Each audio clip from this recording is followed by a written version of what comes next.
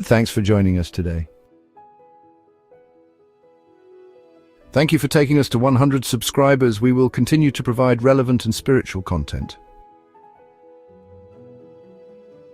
There are 3 significant signs of opposition to God which are finding an unprecedented fulfillment today. These signs of increased wickedness are an indicator that we are closer to the soon return of Jesus. We will explore these in detail and use statistics from the 1990s which have become worse since the 2020 years. Before we continue, please remember to subscribe, like, and share. In his Olivet Discourse, Christ predicted that social wickedness would increase prior to his return. In Matthew 24 verse 12 he states, "Because of the increase of wickedness, the love of most will grow cold." In the same discourse, Jesus exemplified the pre-Advent social wickedness by referring to 2 periods of Old Testament history, namely the days of Noah and the days of Lot. Just as it was in the days of Noah, so also will it be in the days of the Son of Man. People were eating, drinking, marrying, and being given in marriage up to the day Noah entered the ark. Then the flood came and destroyed them all. It was the same in the days of Lot. People were eating and drinking, buying and selling, planting and building. But the day Lot left Sodom, fire and sulfur rained down from heaven and destroyed them all. It will be just like this on the day the Son of Man is revealed. The 2 examples of Noah's and Lot's times are used by Christ to stress 2 points. First, the wicked will be overtaken by the sudden and unexpected judgment of his advent in the same way as the flood and the destruction of Sodom overtook the people of Noah's and Lot's times. Second, people will act in the days before his second coming, very much the same way as they did in the days of Noah and of Lot. The latter is indicated by the use of the plural form, days of the Son of Man, which denotes the age preceding his return, as the days of Noah and Lot refer to the age before the flood and the destruction of Sodom. The parallelism is evident. Note that the singular form is used on the day, Luke 17:30, to designate the actual day of Christ's coming. In other words, by these 2 examples, Jesus illustrates not only the sudden judgment that will come upon impenitent mankind on the day of his return, but also the social conditions that will prevail in the days before his coming. The social conditions of Noah's and Lot's times are described by a series of verbs or imperfect tense, expressing customary actions. They were eating, drinking, marrying, or buying and selling, planting and building. None of these activities are wrong in themselves. What is wrong is that the people in those days lived only to satisfy their appetites and material desires. God and godliness had no place in their lives. In the mad search for pleasure and prosperity, mankind sank into such great depravity that the scripture says every imagination of the thoughts of his heart was only evil continually. Jesus referred to the godlessness and wickedness of these ancient times to illustrate the alarming social conditions that would prevail before his return. The importance of this Advent sign was recognized by New Testament believers. Paul, for example, warns Timothy about the godlessness of the last days, saying, "But mark this, there will be terrible times in the last days. People will be lovers of themselves, lovers of money, boastful, proud, abusive, disobedient to their parents, ungrateful, unholy, without love, unforgiving, slanderous, without self-control, brutal, not lovers of the good, treacherous, rash, conceited, lovers of pleasure rather than lovers of God, having a form of godliness but denying its power. Have nothing to do with them." This shocking prediction of the social wickedness of the last days reads like an accurate description of our time. Obviously, Paul already saw the incipient fulfillment of this sign in his time. He mentions in 2 Thessalonians that the secret power of lawlessness is already at work and warns Timothy to have nothing to do with them. Though Paul recognized that lawlessness already prevailed, he foresaw an intensification of it before Christ's return. In 2 Thessalonians, he speaks of a pre-Advent climactic apostasy and of the appearance of the evildoer. Here in 2 Timothy, Paul predicts that in the last days there will be terrible times because people will be lovers of themselves rather than lovers of God. The consistent use of the future tense suggests that Paul foresaw a deterioration of social conditions before the end. He indicates this also in verse 13, where he says, "Evil men and impostors will go on from bad to worse, deceivers and deceived." It is in this setting that the prediction of Christ and Paul about increased wickedness in the last days takes on added meaning for our time. To appreciate the timeliness of this Advent sign, we shall briefly look into some aspects of the wickedness of our time. A significant fulfillment of the increase of wickedness predicted by Christ can be seen in today's surge in crime in many countries. Among the reasons given by Paul for the terrible times to come in the last days are that people will be without love, unforgiving, slanderous, without self-control, brutal, not lovers of the good, treacherous, rash, conceited, lovers of pleasure rather than lovers of God. The fulfillment of this prediction is unparalleled today, as crime, for example, is skyrocketing out of control throughout the world. In a report filed by correspondents from several world capitals, US News and World Report writes, "Just as in the United States, crime is on the rise in almost every country around the world. From London to Moscow to Johannesburg, crime is fast becoming a major menace that is changing the way in which many people live. Crime is becoming more violent. More criminals are using firearms, even in nations where gun control is strict." The report continues by surveying the crime problem in various countries of the world. All countries which publish statistical reports show a frightening increase in killings, assaults, rapes, robberies, and burglaries. The United States leads the world not only in science and technology, but sadly to say, also in violence, crime, and delinquency. Figures released by the Federal Bureau of Investigation for the year 1980 indicate that in that year 23,000 persons were murdered, 82,000 women were raped, more than 500,000 persons were robbed, and 650,000 plus were assaulted. Violent crimes have quadrupled in America during the subsequent 30 years. To bring home the intensity of violent crime in America today, US News and World Report gives the following clock ticks statistics. A murder occurs every 23 minutes, a forcible rape occurs every 6 minutes, a robbery occurs every 58 seconds, an aggravated assault occurs every 48 seconds. A motor vehicle is stolen every 28 seconds. A burglary occurs every 8 seconds. The unprecedented rise of violent crimes in America is reflected in the population explosion of state and federal prisons. From about 200,000 in 1970, the inmate population has grown to almost 2 million today. Another important social condition given by Christ as a characteristic sign of the age preceding his second coming is the indulgence in appetite, gluttony, and drunkenness. Eating and drinking as if there was no tomorrow was characteristic of the days of Noah and Lot.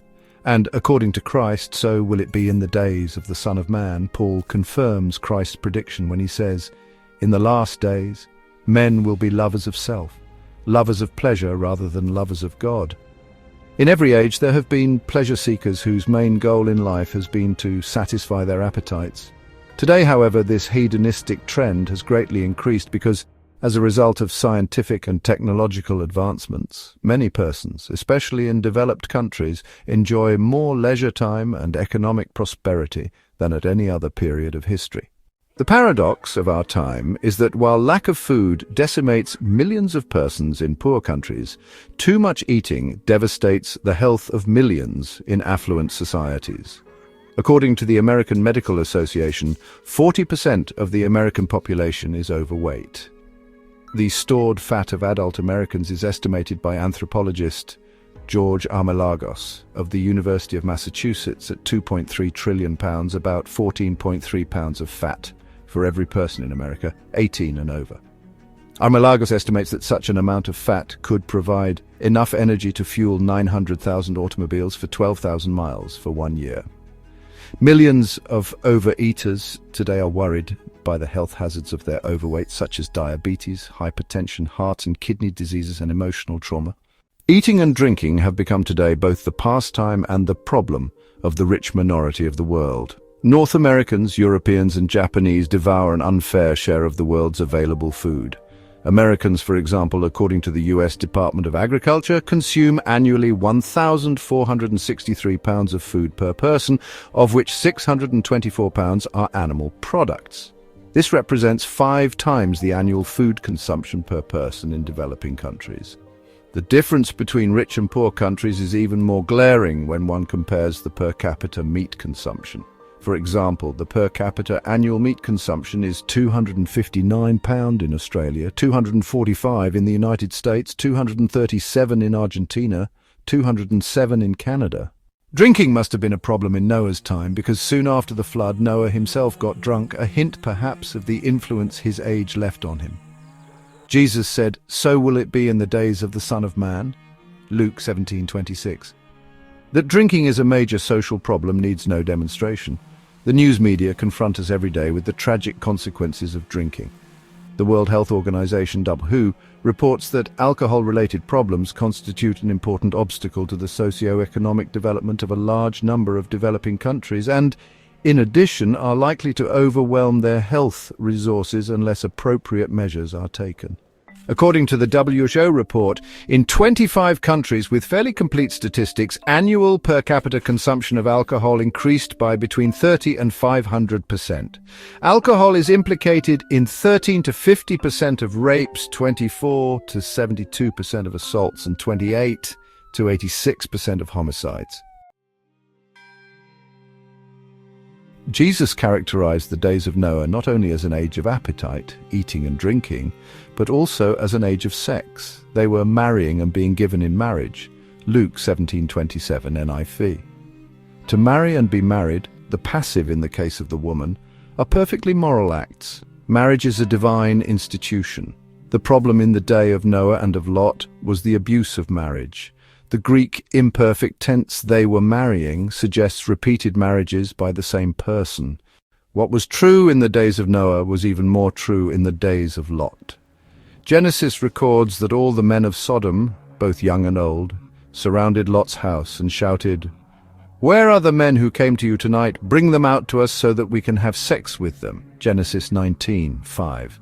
It is shocking to read that not only the old, but also the young were practicing homosexuality. Jude reminds us of God's punishment upon the people of Sodom and Gomorrah because they acted immorally and indulged in unnatural lust.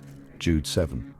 Jesus pointed to the sexual sins and moral depravity of the days of Noah and Lot to characterize the age preceding his return. Similarly, Paul predicted that in the last day many will be without natural affections, incontinent. 2 Timothy 3 verse 3.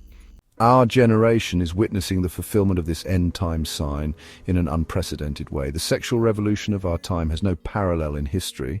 Today, sex is idolized and marketed through films, television, pop songs, pornographic magazines, and advertisements.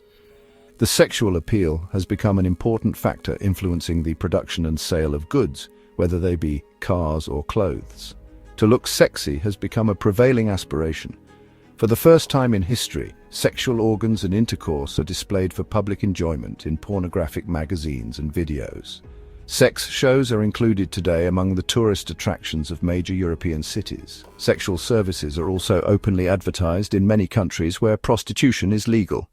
The total impact of the sexual revolution on our permissive society is hard to estimate.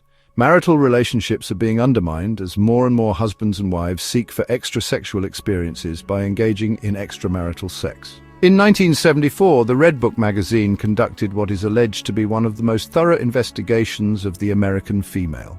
The survey of over 100,000 women, supervised by sociologist Robert Bell of Temple University, indicates that about one-third of all married women who took part in the survey report having sexual relations with men other than their husbands. The percentage increases to almost half, 47%, among wage-earning wives. Considering that men have always been more promiscuous than women, we can safely assume that the percentage of American married men having extramarital relations is even higher.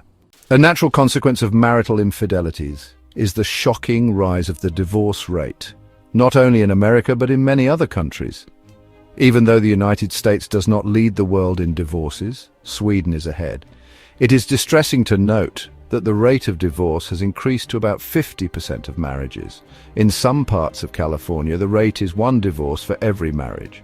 What this means is that approximately 50% of American marriages contracted today terminate in divorce.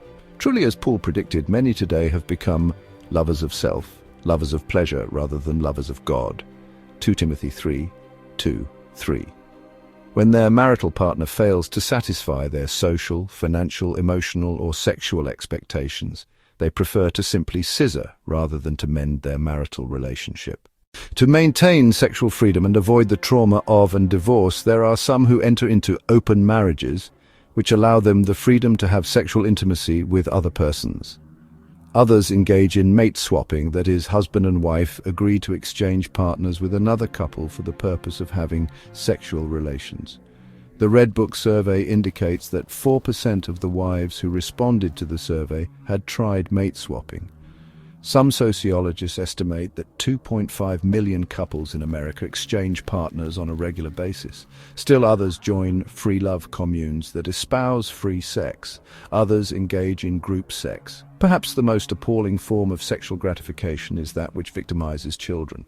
Sometimes the child molester is a stranger. In many cases, however, he is a member of the family. The latter case is known as incest. Reliable statistics on the incidence of sexual abuse of children are not available. Most authorities agree, however, that what is being reported is only the tip of the iceberg.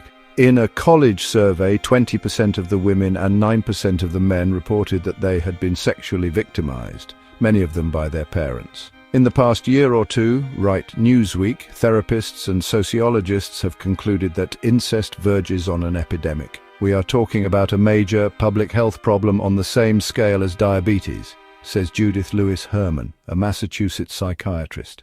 Another important form of sexual perversion common in our time is homosexuality. The first mention of this sin is found in Genesis 19 verse 5, where we are told that the men of Sodom surrounded Lot's house and demanded him by force to hand over to them 2 male visitors that had arrived at his house so that they could have sex with them. The name of the city became descriptive of male prostitution, sin of sodomy, which is condemned by the prophets Jesus and the authors of the New Testament. Sodom and Gomorrah became the byword for male prostitution and serve as examples of God's wrath on such sin. The biblical condemnation of homosexuality as sin and perversion of God's intended function of sex is vigorously attacked by aggressive organizations such as the Gay Liberation Movement. These organizations have come out of their closets and turned their former shames into militant aggression. With much skill and determination, they have succeeded in promoting homosexuality as simply another legitimate form of sexual relations. It is not surprising that they should have succeeded in our sex-obsessed society in winning considerable professional and popular approval. No amount of rationalization, however, can legitimize what God unequivocally condemns as abomination. It is difficult to estimate how widespread homosexuality and lesbianism are in our society, because many are still afraid to come out into the open for fear of harming their job security and receiving social rejection. The renowned Kinsey's study of American sexuality, published 40 years ago, reports that 37% of male and 13% of females had had at least one orgasmic homosexual experience. This study has come under considerable criticism because of its formulation, implementation, and interpretation. Kinsey researchers have double-checked their findings in several different ways and concluded that, if anything, their 37% estimate was too low, since possibly as many as 1/2 of the adult male population had had at least one homosexual experience. Obviously, the percentage of habitual homosexuals is much smaller. Whatever the exact percentage of homosexuals might be, their presence and influence is unquestionably increasing. Newsweek reports that in the United States, hundreds of gay groups operate on campuses around the country, providing everything from housing advice to incoming gay freshmen to an emerging old boy network to place gay graduates. There is a notable trend toward greater acceptance and inclusion of LGBTQ individuals, including clergy, within various Christian denominations. In 2024, the United Methodist Church made significant changes by lifting its 40-year ban on gay marriage and the ordination of LGBTQIA+ clergy. These changes have led to internal conflicts with over 7,660 conservative congregations disaffiliating from the UMC between 2020 and 2023. Meanwhile, the Catholic Church has not changed its official doctrine regarding homosexuality. Pope Francis has notably shifted the Church's tone toward the LGBTQ community.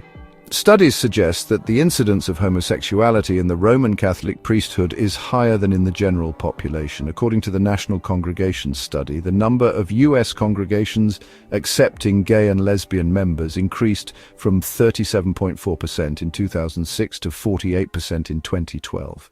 Many have tried to prove that the Bible does not necessarily condemn the loving relationship between two people of the same sex. Is this possible? Obviously not. This reasoning fails to recognize that homosexuality was prevalent and socially accepted in Bible times. We have examples of male prostitution, not only in Sodom and Gomorrah, where both young and old engaged in it, but also within the precincts of the temple. The moral principles that God has established to govern functional and sexual distinctions between men and women are not conditioned by culture. Perhaps the most tragic consequence of the sexual obsession and permissiveness of our society is the appalling number of unborn babies being aborted in every country of the world. The number of legal abortions performed in the United States is about 1.5 million per year. These constitute 1/4 of all the pregnancies. This incredible suppression of unborn children raises a disturbing question. How can such a thing happen in Christian countries such as the United States?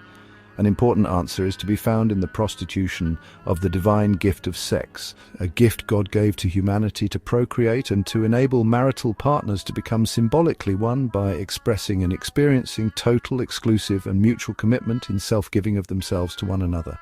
The sexual revolution has attacked this divine purpose for sex, promoting it instead as a means for self-gratification. Sexual partners, whether of the same or the opposite sex, whether adult or innocent children, are viewed as disposable objects needed to achieve momentary satisfaction. This free love philosophy has greatly influenced especially young people, many of whom have come to regard sexual intercourse as a socially accepted way to have fun. The shocking increase in premarital and extramarital intercourse has several tragic consequences. First, there is the terrible loss of the sacred meaning of the sexual act, a beautiful symbol of the total unreserved self-giving and commitment of husband and wife to one another. This beautiful sacred meaning is lost in promiscuous sexual relations. Second, there is the human anguish and misery of those who experience unwanted pregnancies. Over 1.1 million American teenagers become pregnant every year, causing them either to have abortions or to interrupt their education and to become a burden to their parents and society.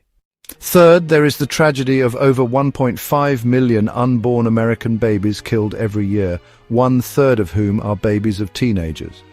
When one adds to this figure the many more million unborn babies aborted every year around the world, it is mind-boggling to think what price potential babies are paying for the irresponsible sexual conduct of millions of persons. It is evident that not all abortions represent irresponsible sexual behavior. There are cases such as incest, rape, or health, which may make abortion the only viable solution. How long, one wonders, will God allow this evil to continue? The scripture reminds us that there is a limit to God's mercy. Genesis 15:16. In conclusion, the escalation of various forms of crime, which is causing a paralyzing fear in many parts of the world, represents, in our view, a significant fulfillment of Christ's prediction regarding the increased wickedness before his return. Many persons today, as Christ predicted, are fainting with fear and with foreboding of what is coming on the world. Luke 21:26. The frightening increase in wickedness points to the impending judgment which Christ will soon execute upon evildoers at his coming. The excessive eating and drinking of our time, which are causing untold human suffering and deaths, represent a unique end-time sign. They tell us that we are living at the time predicted by Christ, when, as in the days of Noah, many are abandoning any self-restraint in their search for self-gratification. They show us that we are living in the last days predicted by Paul, when many would be lovers of pleasure rather than lovers of God. 2 Timothy 3 verse 4. The biblical texts on homosexuality are not limited to a particular time and culture, but address homosexual activity at all times. They spell out that homosexual behavior is a sin that needs to be repented of and forgiven. As the Lord brought judgment upon the wicked generations of Noah's and Lot's times, the signs of increasing wickedness just surveyed in this Bible study give us reason to believe that soon he will come again to execute judgment upon the evildoers and to restore order, peace, love, and justice upon this earth. Thank you for watching. If you found this video informative, please subscribe, like, and share.